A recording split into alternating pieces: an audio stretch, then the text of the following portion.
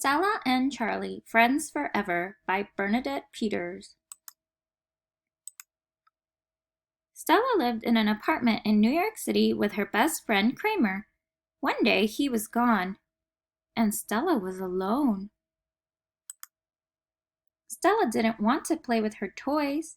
She refused her favorite meatballs. But worst of all, she did not want to dance anymore. Oh yes, Stella was a dancing dog.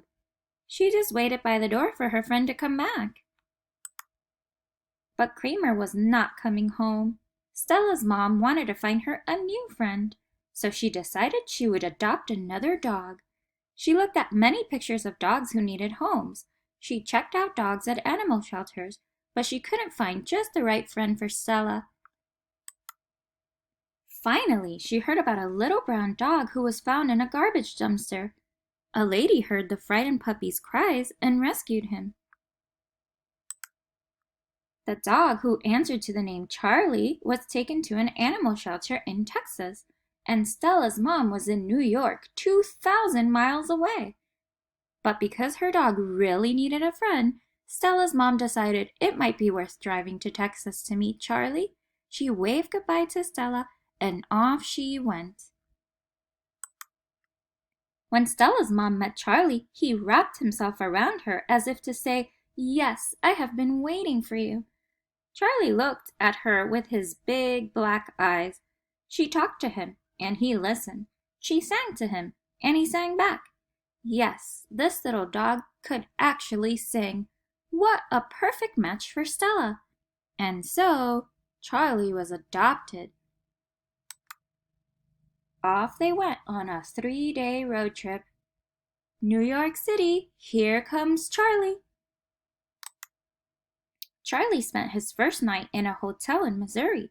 He had a plain hot dog from the room service for dinner. No mustard, please.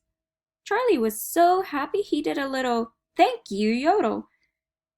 The next day, they were on their way again. Let's go, Charlie. It's going to be a long drive. They sang as they drove through Missouri on their way to Indiana.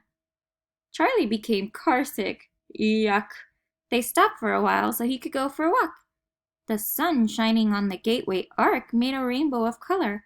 This made Charlie feel much better. When passing through Columbus, Ohio, they visited the Sarah Topiary Garden. Charlie smelled everything in the garden. Delicious. He liked the dog, but his favorite sculpture was the monkey. They drove through Pennsylvania on their way to New York City. It was decided that Stella and Charlie would meet in the park. Stella sniffed Charlie. Charlie sniffed Stella. Stella chased Charlie, and Charlie chased Stella. They jumped, they ran, they played. Then Stella led Charlie home. She knew the way. Stella wanted to play and show Charlie around, but he wasn't interested. He preferred being held and kissed. It took a few days before Charlie was comfortable in his new home. Stella taught him the rules. Don't jump on guests. Always eat in the kitchen. No chewing on the chairs. And don't pill on the floor. After a few weeks, Stella realized Charlie was playing with her toys and sleeping in her bed and hugging her mom and licking her bowl, sometimes even before she had finished eating. Stella wanted a friend, but she didn't want to share, not her toys, not her food, but most of all, not her mom. One day in the park, a bumblebee stung Stella on the nose. Ouch! When Stella came home, she went right to her bed. Charlie came over and licked the sore spot on her nose. You know what? It made it feel better. Then Charlie brought Stella one of his toys, and Stella gave him a kiss. Later, when the two of them played together, Stella shared her toys. She even allowed Charlie to lick her bowl. On rainy days when they could not go to the park, Mom sang and played the piano. Stella danced, and Charlie yodeled.